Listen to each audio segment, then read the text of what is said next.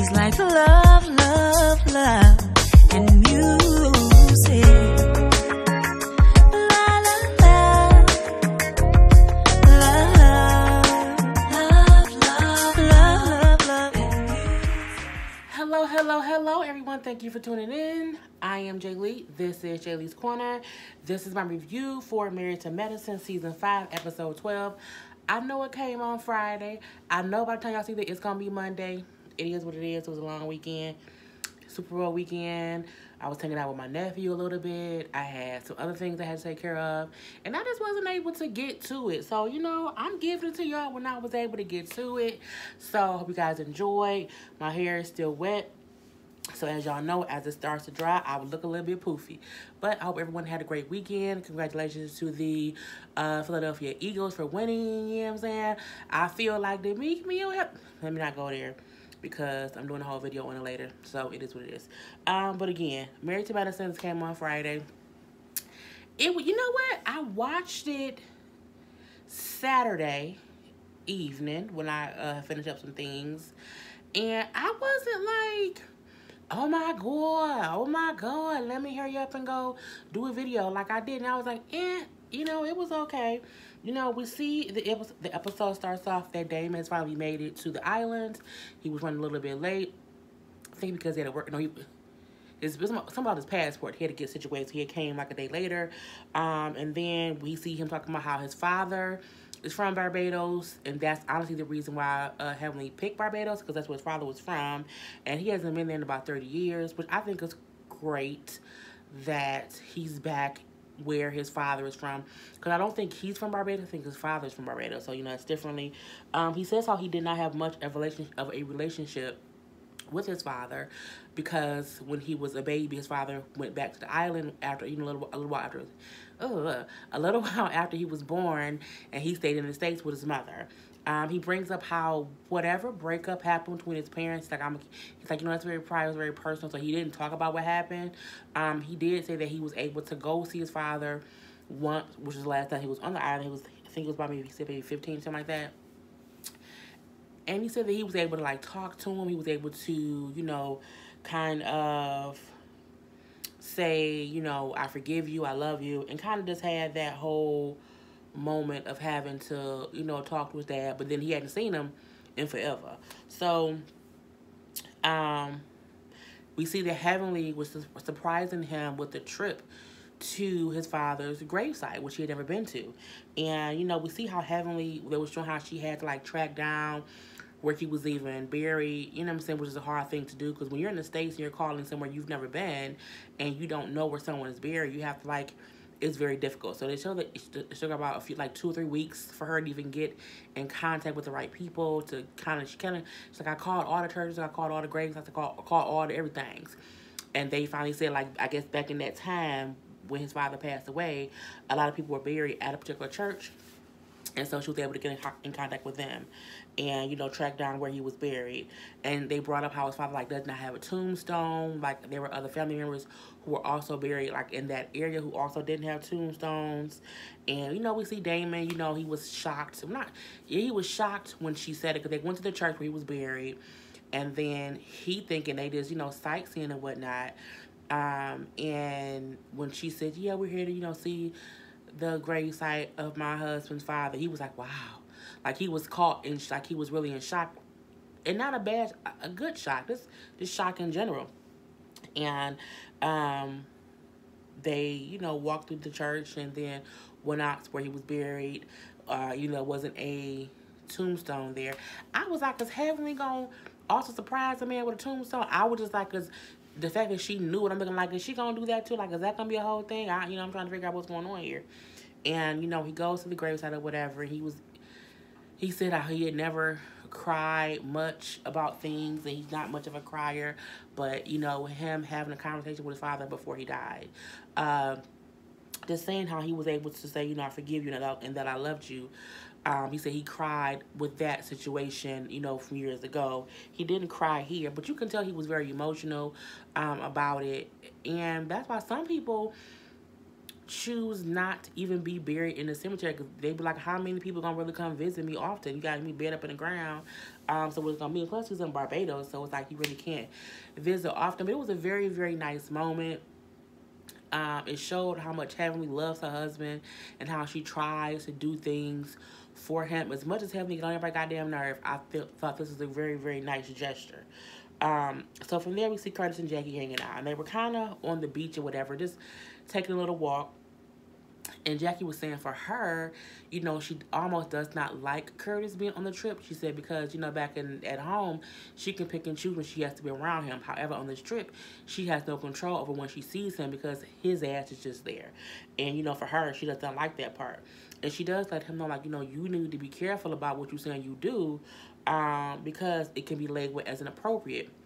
The whole pulling Toya on his lap situation or whatever. You know, he was like, you know, I can only be me and I don't want to edit myself. Curtis, shut the fuck up. You cheated on Jackie. You're trying to get back into everyone's good graces. And I don't think anyone was saying, like, you know, don't be yourself. But you should think about what you're saying you're doing before you do it. Because everything ain't funny. You know what I'm saying? Coming from you, from the place where you are. You need to realize that. You know, Jackie was saying in her confessional how him playing with Toya, while it was a joke, it was still disrespectful. And she just wants him to be respectful. And I can get that, you know. But I also feel like Toya, in the same right, was disrespectful because she sat her ass there too long. Curtis was wrong as fuck pulling her down on his lap, absolutely. But she allowed him to guide her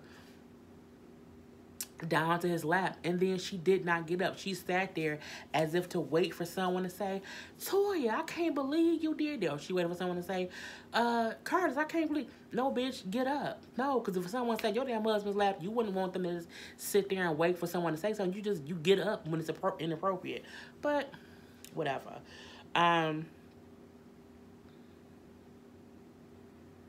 What else? They were on the bus ride to everyone else except Heavenly and Damon, because they're, you know, elsewhere. Was on like the little bus ride to the restaurant where they were all meeting up at. You know, Jackie chilling or whatever. And Toya kind of like noticed Jackie was like not as conversational as other people. And like, Jackie, what's wrong? Jackie up there sleeping. She's like, I ain't sleeping. I'm just resting my eyes. I'm just chilling. You know, everybody else is. It's like it's enough energy. I'm just, you know, chilling to myself. And Toya saying how, you know, I'm guessing maybe she thought about what what Curtis did, and now it's kind of affecting her. And then Eugene saying how, you know, pulling a wife on the lap, you know, maybe that was too soon of a joke.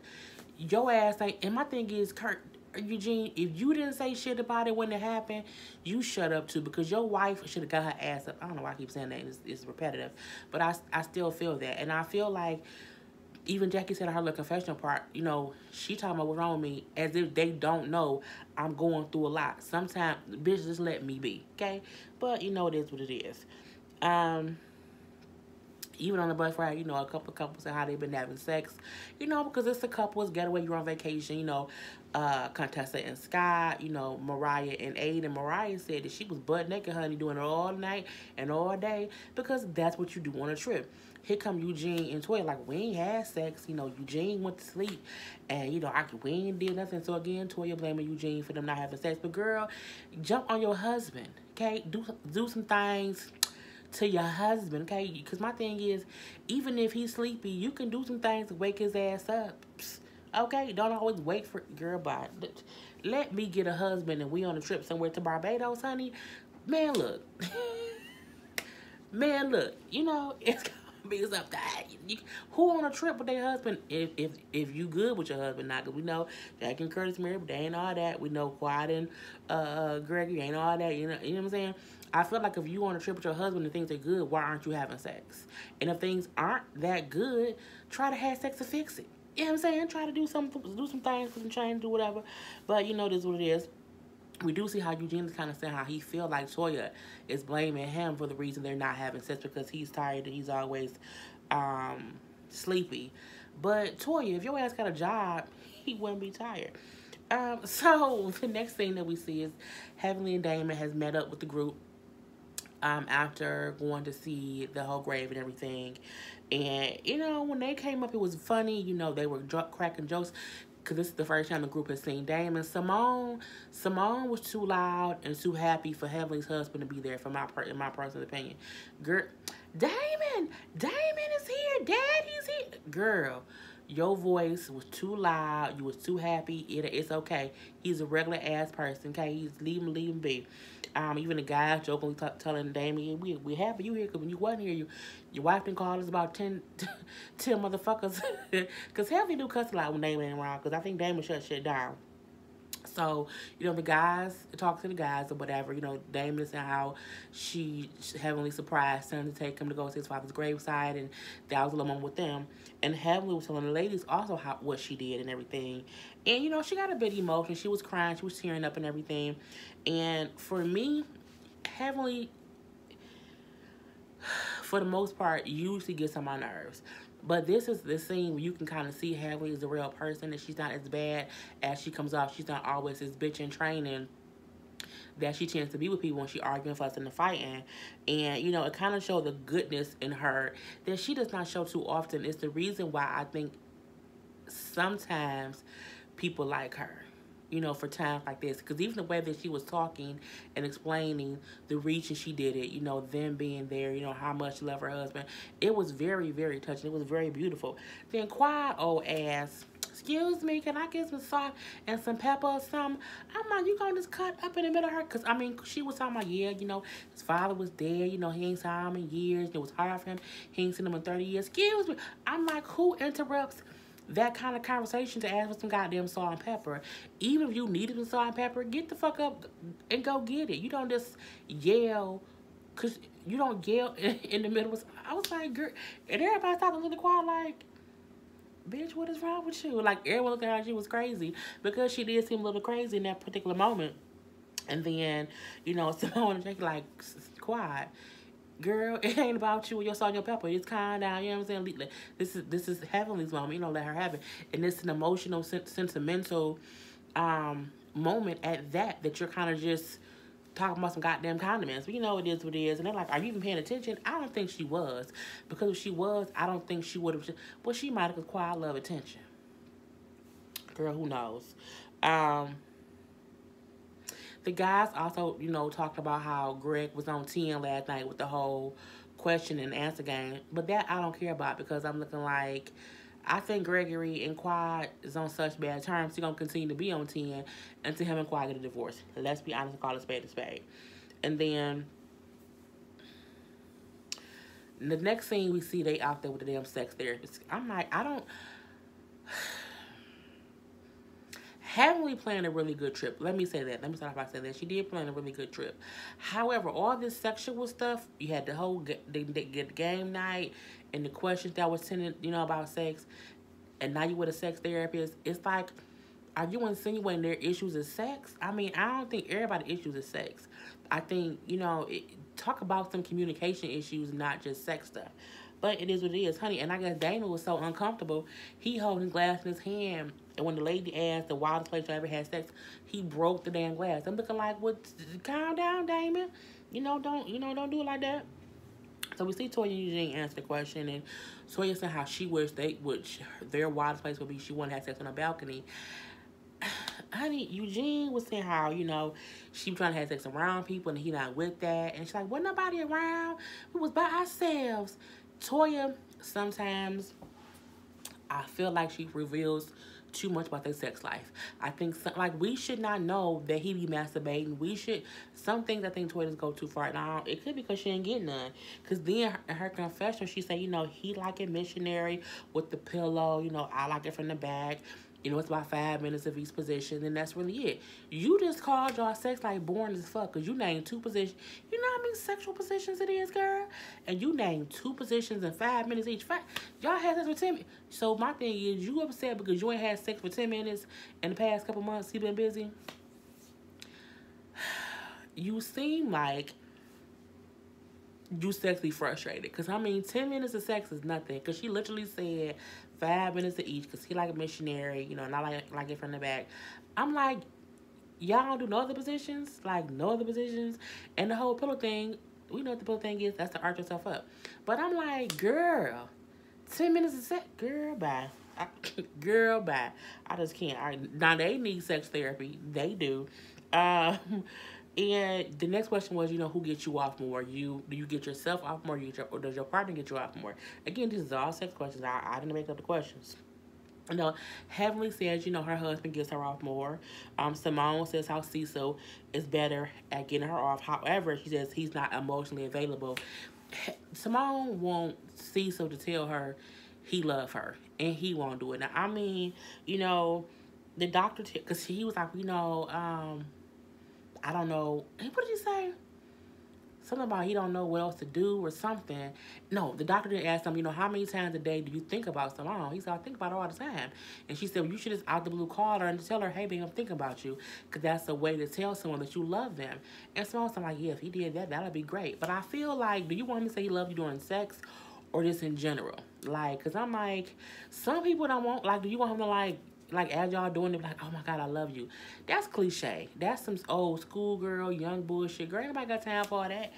But I do feel like he should tell her just throughout the day, throughout life, that he does love her. I just don't think, I'm wondering if she was equating while we're having sex, he don't say it, or just him in general. Girl, look, they getting divorced at this point, it don't matter. So, let's move on. Curtis has made me choke. Curtis then say, how can you get your partner to try different things? Curtis, you and Jackie ain't having sex, so she ain't trying shit new. And so if you're trying to figure out how to get somebody else to do something different, you need to just shut it on up.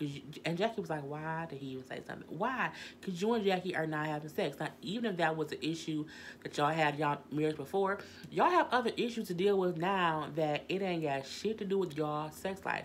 She barely trusts your ass. Well, I'm not going to say she barely trusts you, but she barely let you back in, into her life or whatever. And you, my hair is getting dry again. And you already on some bullshit. So I'm like, I just don't get that. And the doctor's like, you just have to know your spouse, which is true. You have to know what your spouse is willing to do, how far they're willing to go. Because then from there, Greg is saying like, well, I thought when someone loved you, like really, really loved you, that they would be willing to do whatever for you sexually. Greg, I don't know who the fuck told you that shit. It's some bullshit. Do you have some women who do whatever, whenever for their man? Yes, you have some women who do that, but that's not a general thing of women. No, everybody has their limits. Period. Even someone who does whatever, whenever, could have a limit. You might just not have reached it yet. And I'm like, what is he? The doctor just lets them know, your partner always is going to do what makes them comfortable, and they might not be open to making themselves uncomfortable. And that could be, because what else? What you trying to do, Greg? What you trying to do, Greg? Something quiet I don't want you to do. So, we see a part where, I don't know, Curtis was saying something, and the doctor kind of had him and Jackie look at each other, and, Curtis, I think, was like, what do they want from their marriage and whatnot? And Curtis says to Jackie that, I just wish that you would give me more of your time. Honey, Contessa was like, that was an asshole comment. He's such an asshole. I'm like, well, damn, Contessa, okay, we see how you mean. Jackie says how, Jackie went to a whole thing of with her Curtis and her patients, her being so busy. She was saying how, I feel for my patients, I'm always there for my patients. And, I don't want them feeling alone or being by themselves because they're dealing with life-threatening things. They're going through cancer, they're going through A, B, and C. And so I want to always be supportive to them so they never feel like they're alone. The doctor made a great ass point. Okay, she honestly really did. She says, the same love and attention that you give your patients is what Curtis is not getting from you. And the same fear that you don't want your patients to have of being alone by themselves is what Curtis is feeling because you're not there for him. So you're kind of giving to other people, but you're not giving that to Curtis. And I was like, damn, that's true. And now that don't mean Curtis was right for cheating. I think people have to keep that separate. No one's saying that because Jackie didn't do A, Curtis is right for doing B. What they mean is it's just a realization of something. and it's really that. And Jackie was like, for her, a light bulb went off, and she realized that, even though Curtis wasn't dying, he wasn't a cancer patient. He was, what I'm saying, he wasn't going through this anything life threatening in life. Their marriage was dying, and she wasn't giving it the love and attention of not, what I'm saying. She wasn't doing that. So it was a moment for her to see, well, damn, aha, this is something that was going on. So the next thing we see is all the doctors and the wives are going on like a medical mission to help people in the area who don't have medical care, medical coverage, and they're basically doing health screenings for like blood pressure and little things like that. It was very cool seeing them in doctor mode, because the thing about it was everyone you saw, from Simone, Jackie, Aiden, Eugene, Scott, Contessa. Even did Dr. G do anything? Because he's a psychiatrist. I don't know if a psychiatrist can take blood pressure. I don't know.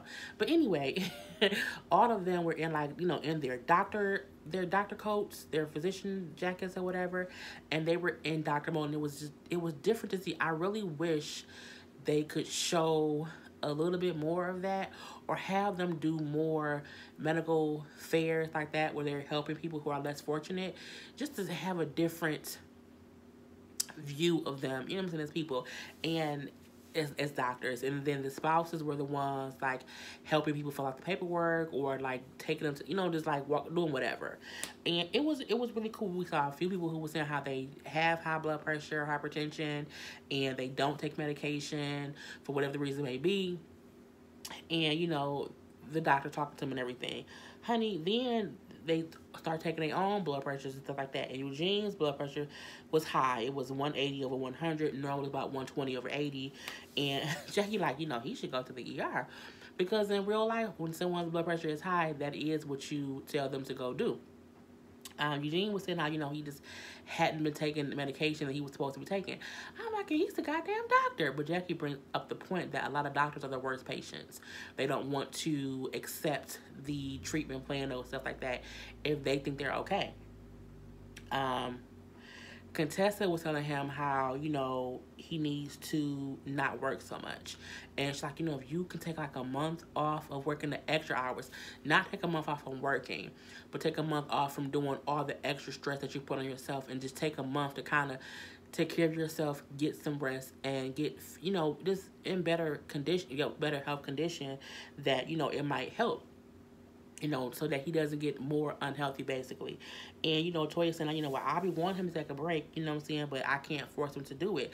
And I feel like, Toya, that's a crock of bullshit, solely because you could get a fucking job. I mean, Eugene is working his ass off because his wife don't work.